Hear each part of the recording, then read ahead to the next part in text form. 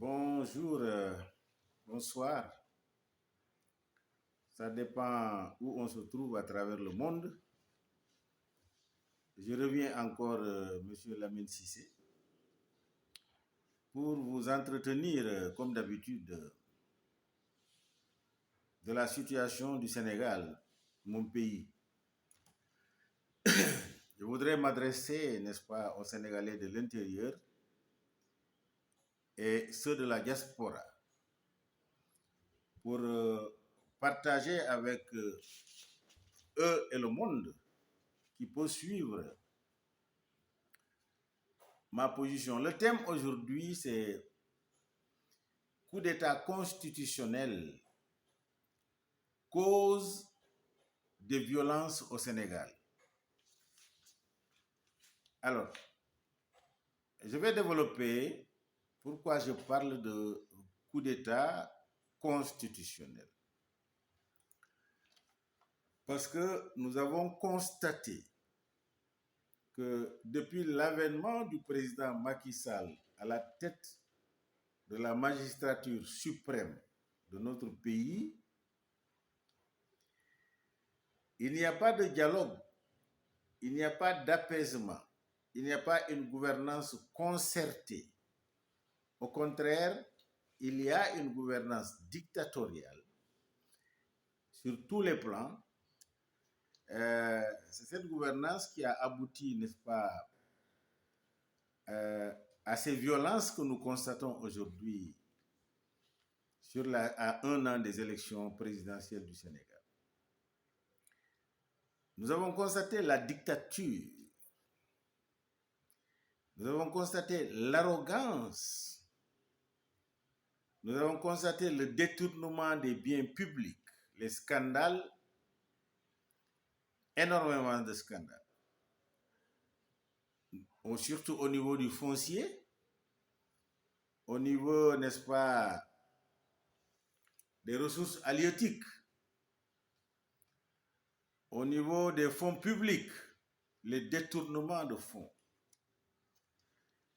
Et les conséquences, les gens doivent comprendre que ce n'est pas qu'il y ait une nouvelle classe d'hommes politiques violents. Non.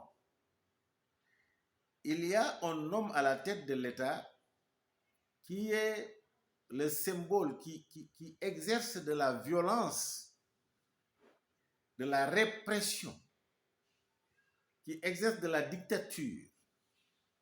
Parce que les conséquences de ce que je viens de citer comme ça sont la pauvreté, elle est endémique au Sénégal. Les populations souffrent énormément pour joindre les deux bouts. Dans tous les secteurs. Secteur agricole, quand on parle d'agriculture, la pêche, vous comprenez, les pêcheurs n'ont plus de poissons, surtout les pêcheurs artisanaux n'ont plus de poissons. Ils vont à des centaines de kilomètres, quelquefois dans les eaux des autres territoires, pour chercher du poisson. Parce que l'octroi des licences de pêche, c'est une mafia, c'est de la corruption qui exploite nos ressources et qui pille nos ressources. Ça, c'est évident. Sur le plan de la santé, quel est le Sénégalais qui dit qu'il est facile de se soigner quand on est malade au Sénégal? Les acteurs de la santé même souffrent parce qu'ils travaillent dans des conditions exécrables. Au niveau de l'emploi, cette jeunesse en quête d'emploi est dans la précarité totale. Ça, c'est évident. Et quand vous interrogez les enseignants, ils vous diront la même chose, que nous travaillons dans des conditions inimaginables. Donc, cette frustration est une violence politique. Donc, c'est l'État qui a imposé un certain nombre de pressions dont le résultat se manifeste par la violence. Parce que le peuple sénégalais est violenté dans son quotidien. Donc, celui qui ne cherche pas, qui ne fait pas ce diagnostic-là, est en train de taper à côté, justement. Est en train de taper à côté. Alors donc, Ça, c'est une des conséquences, c'est une des causes. Ce sont des causes. Maintenant, il y a une autre cause qui est fondamentale, que j'appelle coup d'État institutionnel. En 2012, le président Macky Sall a été élu par la démocratie sénégalaise, par les institutions de la République qui ont été mis au service du peuple sénégalais, par le président Wade. C'est suite à cette faveur que lui, il a été élu. Mais quand il est venu, le président Macky Sall n'a jamais organisé une élection transparente. Il a imposé le parrainage pour éliminer les candidats potentiels. Il utilise la justice, il utilise les forces de défense, les forces de sécurité pour réprimer les opposants, pour réprimer toutes les voix discordantes, pour réprimer tous ceux qui ne disent pas Macky est le plus beau, Macky est le président, le super président, Macky, lui, c'est un roi, c'est Macky qui fait le développement. Toute personne qui ne dit pas ça, cette personne-là est réprimée. Aujourd'hui, les prisons raffolent près de 500 détenus politiques, des détenus d'opinion, des hommes de valeur et des femmes de valeur, des jeunes combattants patriotes que la police arrête arbitrairement. Et ce qui se passe au niveau des commissariats, l'enquête préliminaire, celui qui est chargé de l'enquête n'a pas les mains libres. Il a tout le temps le téléphone à l'oreille. Il te pose une question, il va répondre à son maître qui lui dit il faut dire ça, il faut faire ça, etc.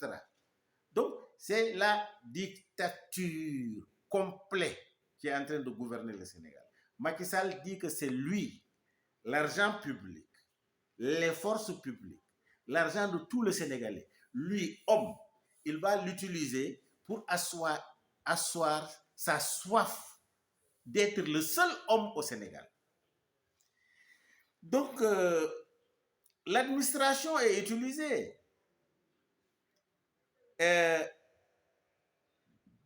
Surtout la justice, pour asseoir la dictature au Sénégal. Alors, c'est pourquoi quand on voit les gens à qui on élimine systématiquement par un système de parrainage que nul ne contrôle à part les juges de Macky Sall. Bougane Gueye Dany de la coalition Gëm Sa Bopp a été victime plusieurs fois. Malick Gakou du Grand Parti, Hadjibou Soumaré, l'ancien premier ministre du président Wade, a été écarté injustement. Nous voyons Mamadou Diop Decroix de AJ/PADS, les élections législatives passées. Il ne sait même pas pourquoi on l'a éliminé. Il ne sait même pas, on ne sait même pas. On t'élimine, on te dit que tu ne participes pas. Ousmane Sonko, avec le Yewwi Askan Wi, leur liste titulaire a été écartée du jeu électoral. C'est ça le président Macky Sall et son régime. Donc, vous voyez, tout cela en perspective de forcer le troisième mandat. Il faut que j'aille au troisième mandat. Donc, ce processus-là, qui ne rend pas le fichier électoral transparent, qui veut ôter à la jeunesse, n'est-ce pas, son droit d'aller exprimer son choix aux urnes. Ce système qui utilise la police, qui utilise la gendarmerie, qui utilise la justice, c'est ce qu'on appelle un coup d'État institutionnel et constitutionnel. Alors, face à ce coup d'État-là, si l'armée prend le pouvoir par les armes, les institutions internationales, CEDEAO, UMOA, se lèvent pour dire nous n'avons pas besoin de gouverner avec les armes. Alors que le coup d'État constitutionnel et institutionnel est beaucoup plus grave et beaucoup plus dangereux pour le développement et la stabilité d'un pays. Mais là, il ferme les yeux. Ça, c'est un coup de force. Et vous voyez un régime qui sévit ainsi dans un pays. Vous pensez que l'opposition doit faire quoi? L'opposition n'a pas d'armes, il n'a pas de couteau, il n'a rien, à part sa bouche et sa marche dans la rue. Vous les empêchez et vous les réprimez et vous les brimez. Vous dites que c'est l'opposition qui est dans la violence. Ceux qui le disent, excusez-moi, ceux qui tiennent ce langage-là, c'est des complices. Ceux qui tiennent ce langage-là, c'est parce qu'ils sont foncièrement malhonnêtes. Ceux qui tiennent ce langage-là, c'est qu'ils sont avec le régime en place. Parce que la vérité, elle est palpable, elle est visible, elle est transparente, la vérité. Ce qui se passe au Sénégal. Alors donc, quand on fait une analyse concrète de la situation même, Macky Sall sait qu'il est minoritaire au Sénégal. Je vais vous décortiquer. Vous prenez la coalition du président Macky Sall, Benno Bokk Yakaar. Aujourd'hui, dans cette coalition, Macky 2012, APR, pèse combien? Macky 2012 ne peut jamais amener le président Macky Sall au pouvoir. Ce n'est pas possible. Ou bien un candidat de Benno Bokk Yakaar ou un candidat de Macky. Ce n'est pas possible. Vous prenez, comment dirais-je, quel que soit le candidat, je voudrais dire. Vous prenez par exemple à l'AFP de Moustapha Niasse. AFP. AFP est désintégré complètement. Parce que l'AFP, Malick Gakou a pris une bonne partie. Aujourd'hui, l'AFP est en train de dire que c'est le docteur Malick. Les militants sont en train de dire que c'est le docteur Malick qui est notre candidat. Donc, au sein de l'AFP, il y a une division totale. Vous prenez Rewmi, Idrissa Seck, il ne va pas soutenir la candidature du président Macky, ce n'est pas possible. Il aspire à être président et il le fera. Vous prenez par exemple le PS, Aminata Mbengue Ndiaye, le PS, le Parti socialiste de Senghor. Il y a une division interne exponentielle. Et ce parti socialiste, au cours de son compagnonnage avec le président Macky Sall, s'est fortement affaibli. Il a perdu, en termes d'électorat, énormément perdu. Ce parti aujourd'hui, si la présidente, le Parti socialiste ne désigne pas un candidat pour aller aux élections, ce qui est sûr et certain, est que la base du PS va rejoindre Khalifa Sall, Tahaou Dakar. Ils vont rejoindre Khalifa Sall. Ça, c'est clair et net. Il y aura une hémorragie au sein du PS. Parce que ils sont en train de dire que trop, c'est trop. On ne peut pas éternellement soutenir pendant 10 ans un candidat Macky Sall qui vient et constitutionnellement, qui n'a pas le droit de se représenter, qui tend à aller vers un troisième mandat. Alors, donc, quand vous prenez l'opposition, là où il y a la force populaire, vous prenez Yewwi Askan Wi, Malick Gakou a un grand parti, un ancrage. Déthié Fall, un homme de valeur, qui a une jeunesse certaine, un ancrage. Vous prenez Khalifa Sall, il est évident avec Barthélémy Diaz, c'est une force politique. Vous prenez Aïda Mbodj, c'est une lionne, une battante, qui est une force politique. Vous prenez PUR de Moustapha Sy Al Maktoum, mais PUR a démontré sa capacité de mobilisation, sa capacité de discipline et de militantisme. Vous prenez Ousmane Sonko, on n'en parle pas de Pastef. C'est lui qui est la cible principale parce qu'en fait, il incarne cette jeunesse qui va aller vers le changement. Cette jeunesse qui se bat, responsable qui se bat pour le changement au Sénégal. Vous prenez Tahaou Dakar de Khalifa Sall, mais c'est une force. Donc, etc., etc. Dans Yewwi Askan Wi, c'est une machine électorale très puissante, même individuellement. Donc, ma question fondamentale est de savoir, Gom Sabop également de Bougane Gueye Dany, ma question fondamentale est que comment Macky Sall fera avec un candidat prochain, avec son Benno Bokk Yakaar en lambeau, comment fera-t-il pour pouvoir faire gagner son candidat parce que lui, il ne doit pas être candidat. Je dis, ce n'est pas possible. Quel que soit le tripatouillage qu'ils feront, le peuple sénégalais fera la différence en 2024. C'est pourquoi le combat est que il ne faut pas que Ousmane Sonko soit candidat Parce que s'il est candidat, il va prendre les élections dès le premier tour. Mais Ousmane Sonko n'est pas PASTEF. PASTEF n'est pas Ousmane Sonko. PASTEF, c'est un projet. Ousmane Sonko est le leader qui est en train de conduire ce PASTEF-là. PASTEF, ce sont les militants. PASTEF, ce sont les responsables à la base jusqu'au sommet. PASTEF, c'est une machine électorale. Si, par exemple, vous pensez que vous vous focalisez sur Ousmane Sonko, si Ousmane Sonko dit le coq là, je soutiens le coq là comme candidat, c'est ce coq là qui va passer.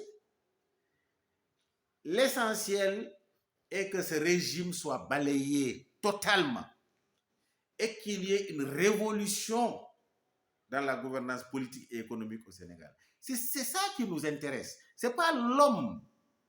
C'est l'alternative crédible. Et cette opposition incarne cette alternative crédible. Donc, je crois que, quelle que soit la situation, le régime de Macky Sall sera balayé en 2025.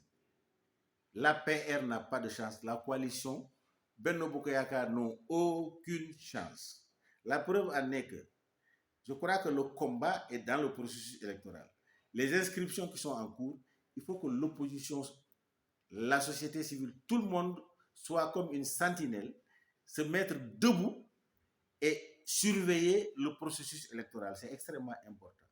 Il faut que l'opposition, la société civile, les forces progressistes réunissent leurs forces pour balayer ce parrainage qui est anticonstitutionnel et antidémocratique. Pour qu'on puisse balayer ce ministre de l'Intérieur qui est partisan pour qu'il n'organise pas les élections. Je crois que l'horizon est très optimiste. Mais je crains pour cette justice-là, pour cette justice qui, au lieu de juger selon le peuple, mais juge selon le régime qui est en place. Je crains, j'ai peur que cette justice-là puisse vouloir éliminer un candidat ou des candidats qui sont des choix du peuple sénégalais. Je vous remercie.